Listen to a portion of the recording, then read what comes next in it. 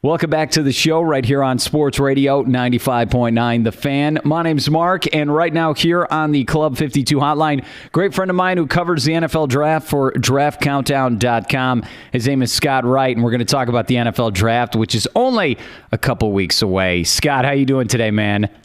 I'm doing excellent. Thanks for having me. Well, I appreciate you coming on. And, usually we'd have the draft this weekend, right? I mean, come on. Can we get to the draft already? I can't wait till early May. That's too far for me. Yeah, it's strange, and the reason the NFL pushed it back a couple weeks is because of the holidays with Easter. There was a conflict with scheduling at Radio City Music Hall, but I think also it probably doesn't hurt that if it goes into May, into primetime May sweeps for the television ratings. So they haven't determined whether it's going to be permanent. I have a feeling it's going to be in May going forward. The NFL people don't like it. They want to get going on those short summer vacations that are already pretty short. But for me, I kind of enjoy it. It's another 2 weeks to talk about all the different scenarios and these players, so I like it. But the only thing where it hurts me is my recurring nightmare is that I oversleep and miss the entire draft. So now my internal clock is going to be way off this year. Oh man, it's a good point. And look, you used to have Saturday, Sunday. Now we got Thursday, Friday, Saturday pretty much. But I saw recently Roger Goodell's like, maybe we'll make the draft 4 days long. I mean, if that's the case, let's make it 8 days long. I mean, what's holding us back, man?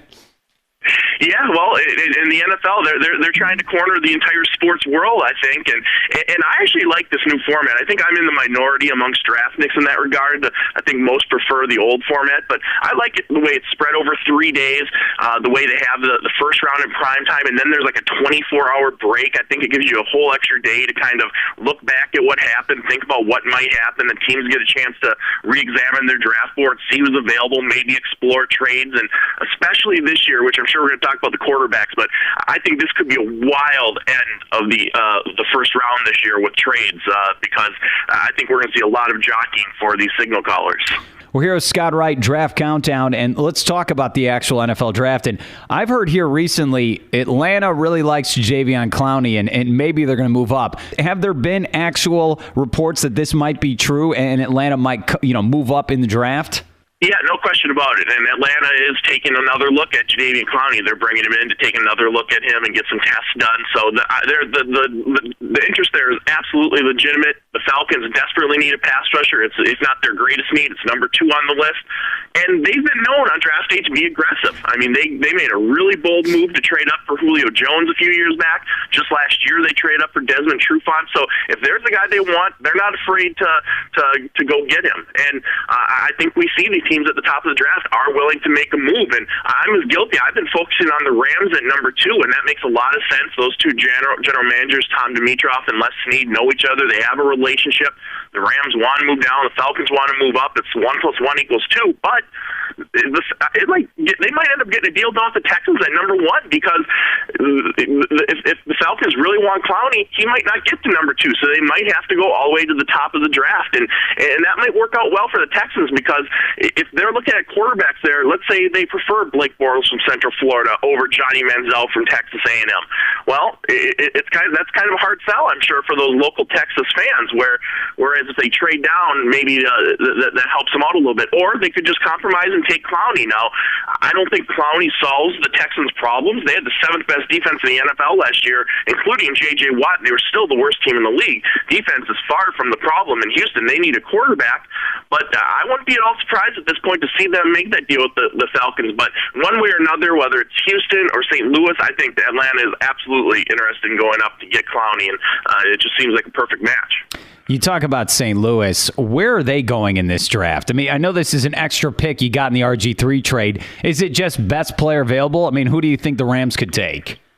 Well, and their MO has been trading down. Les Snead, their general manager, has traded down every year that he's been at the helm. So I think that's their first option if they can get a deal done. The problem they're going to face is if Clowney is off the board with the first overall pick to Houston or Atlanta or even someone else, I don't know if there's going to be a market for St. Louis. Who else is going to want to come up, and who else is willing to pay the price of, at the absolute least, is probably going to be a second or a third round pick in this extremely strong draft. So St. Louis could wind up getting locked in there if Clowney goes number one. And I think some of the players they're going to be looking at, of course, the two offensive linemen, Greg Robinson from Auburn and Jake Matthews from Texas A&M. Either of those guys would go a long way towards resolving the issues they've had up front in the trenches for many years now. I've also heard they really like Sammy Watkins, a wide receiver from Clemson. To me, that's a little bit of an indictment of their scouting staff if they have to use the number 2 overall pick on another wideout, because they've invested heavily at that position in recent years, including a top 10 overall pick on Tavon Austin a year ago, the first pick of the second round in Brian Quick the year before that, a fourth rounder, a third rounder, a third rounder. They have their roster's just littered with high draft picks at wideout. So if they have to bring in another one, they're probably doing something wrong. And then I've also heard they really like Khalil Mack, the outside linebacker from Buffalo, a guy who has a lot of buzz, and he's not escaping the top 3. If he doesn't go 1 or 2, he's probably going to the Jaguars at number 3 overall. So Khalil Mack, keep an eye on him. He's going to come off the board in that top 3 overall, I believe. Yeah, good stuff. Mack's a local kid here in the state of Florida. And what about Johnny Football? I mean, I'm hearing reports maybe Oakland at 5, maybe the Buccaneers at 7.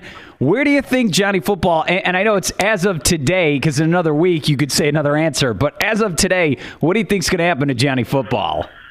You know, it's really tough to place all of these quarterbacks, but Johnny Football in particular, just because it's such a special situation. You have to make such a commitment to Johnny Football. Not only do you have to kind of redesign your whole offense around his skill set, but you have to be willing to put up with the circus that's going to come to town with him off the field, and be willing to put up with TMZ covering your team, to see him out at parties every other night. So it's going to take a special organization. I think you look at the Minnesota Vikings at number 8, they need a quarterback. Their head coach, Mike Zimmer, was at the pro day, and he's kind of an old-school, gruff, true football coach, and he was none too impressed with all the shenanigans that were going on at that pro day. So I think that's just a perfect example of a team that needs a quarterback, but probably isn't going to be in the Johnny Football game. So there are some landing spots, and maybe the Browns at number 4, but there again, I don't know that their GM, Ray Farmer, wants to go down that road. Maybe the Raiders at number 5, but they've already brought in Matt Schaub and committed to him. Can they afford to risk their jobs, both the GM, head coach, on another young quarterback? I kind of wonder if they will. So Johnny Football, I could see a scenario where he goes as high as number 1 overall to the Houston Texans, or to them if they trade down a little bit. But then we might start talking about the Tampa Bay Buccaneers at 7. I already said the Vikings at 8 need a quarterback, but I don't think they'll be in the market. And then after that top 8, then things get really tricky, not just for Johnny Football, but any of these quarterbacks, whether it be Teddy Bridgewater from Louisville, etc. If you escape that top 8, you could really slide on draft day, because there are very few teams that could even consider a quarterback after that, because let's face it, later in the draft order, that's the better teams. The reason they're the better teams is because they have quarterbacks. So maybe the Tennessee Titans at 11, maybe the Arizona Cardinals at 20, but the next logical spot would probably be the Cleveland Browns at 26 if they don't take a quarterback at 4. So it's going to be interesting to see what happens with these quarterbacks. And a lot of these teams at the top of the draft that need help there, they're strongly considering going in another direction in round 1 and then trying to get their signal caller later. And it's not that hard to see why, because if you take a quarterback in the top 10, you're essentially putting your job, if not your career, on the line. And so you really have to love the guy you're taking. And if you don't love any of the quarterbacks, it's real easy to justify going another direction this year, because there's so many other blue chip prospects at the top of the draft. You can get a stud left tackle, you can get a stud pass rusher, you can get a go-to receiver, etc. So it's going to be interesting to watch, but along with that, you got to be careful. There better be 2 or 3 quarterbacks that you like later, because if all of these teams have the same idea, there's going to be a lot of competition for those second-tier quarterbacks. And perfect example is the Texans. If they don't take a quarterback with their first pick, everybody knows that's what they're targeting with 33. So every quarterback in ED team knows who they need to leapfrog. So that's why I alluded to earlier, I think we could see a lot of action at the tail end of the first round late on Thursday with the teams that didn't get their quarterback early trying to get them and beat everyone else to the punch. Great stuff. Scott Wright, Draft Countdown. Give him a follow on Twitter at Draft Countdown. Everything with the NFL draft. And what about a guy like C.J. Mosley? I know he had injury problems at Alabama, but he was a stud All-American linebacker. Is he starting to slip here in the first round? I mean, what are your thoughts on Mosley? A pretty wide range, actually, and there's still chatter that he could come off the board as early as the Minnesota Vikings at number 8. I do think they're going to go defense with that pick, and they need help at linebacker. For me, that would be a little rich for my blood, and I kind of wonder if that's going to be the same thing around the league too. Now, Mosley, I feel comfortable saying Mosley is probably in the top 10 to 12 on most teams' draft boards around the league, but he's got a couple of issues working against him. First of all, inside linebacker, not exactly a premium position or priority for teams on draft day, especially ones that don't rush the passer like Mosley. Now, there are exceptions, A.J. Hawk, Luke Kuechly, etc., but it's more rare. More often than not, those types of players tend to slide a little bit. Mosley's also a little bit undersized, but the real thing clouding his stock is the medical. He's had 2, 3, 4 issues that they found at the scouting combine that teams were concerned about. And with the medicals, it's very much a gray area. It's not necessarily black and white. Each team kind of views the medical reports differently, and some medical staffs are a little more lenient, some are a little more conservative. So you just don't know from team to team. So I wouldn't be shocked if C.J. Mosley slid a little bit. I wouldn't be shocked if he went 8. I think his floor might be somewhere in the early 20s. I have him going to the Green Bay Packers at 21, which I think would be a good fit. But somewhere in that middle of the first round, Mosley will come off the board. But he's probably one of the big names that I could potentially see sliding further than expected. Florida State wide receiver Kelvin Benjamin, he caught the touchdown pass to win the national title against Auburn back in January. Is this a guy who could move up in the first round and really help a team right away?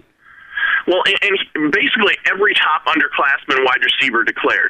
We had an unprecedented number of underclassmen come out, and no position was aided more than wide open. And Benjamin was basically the last of the group. So when he declared, I kind of wondered, knowing that everyone else had come out, wouldn't it have been better to go back for one more year, catch balls for Jameis Winston, develop your game, and then instead of maybe battling to be the 3rd, 4th, 5th, 6th wide receiver in a late first-round pick in this class, he might have been a top 10 overall pick and the number 1 receiver next year. But it's hard to fault him. He's still going to go in the top 50 overall.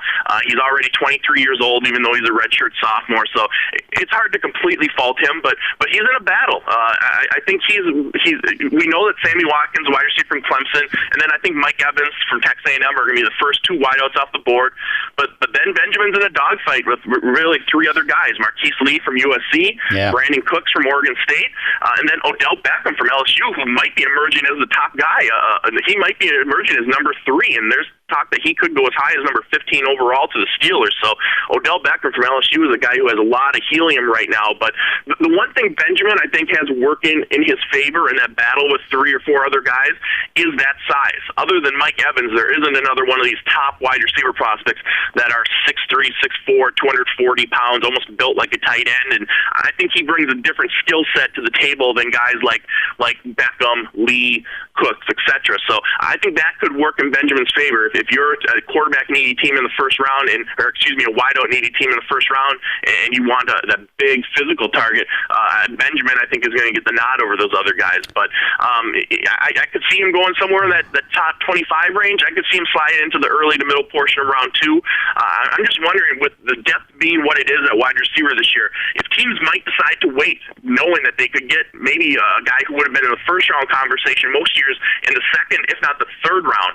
I know that would be a huge factor in my mind. And as much as I like some of these receivers in that top tier, I'm not so sure I wouldn't take advantage of that depth and get a little better bang for my buck and address another area in the first round, knowing there's going to be a real good pass catcher available 30 picks later. His name is Scott Wright. DraftCountdown.com is the website. I'm going to end with this.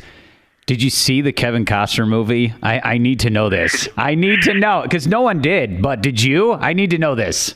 I saw it at the very first showing in my area, and I was very excited, but I was skeptical going in. I was really worried that they were getting all the little details wrong, but I have to admit, I was pleasantly surprised. I really enjoyed it. Now, It's a Hollywood movie. If you want to sit back and nitpick and be that guy, there's absolutely opportunities to do that, but there's only one major thing that I didn't like, and I won't reveal anything for spoiler purposes, but if you're a true draftnik, I don't know how you cannot enjoy it. Just take it back, sit back, take it for what it is, don't nitpick, and you'll like it. I really did. I was surprised, too, because I was very skeptical. I went in thinking I was going to hate it, and I came out really happy. Wow. I was not expecting that as the answer, but his name is Scott Wright. He loves Kevin Costner draft movies, and he's with DraftCountdown.com. Scott, appreciate the insight, and I hope I can get you on again. Yeah, my pleasure. Anytime.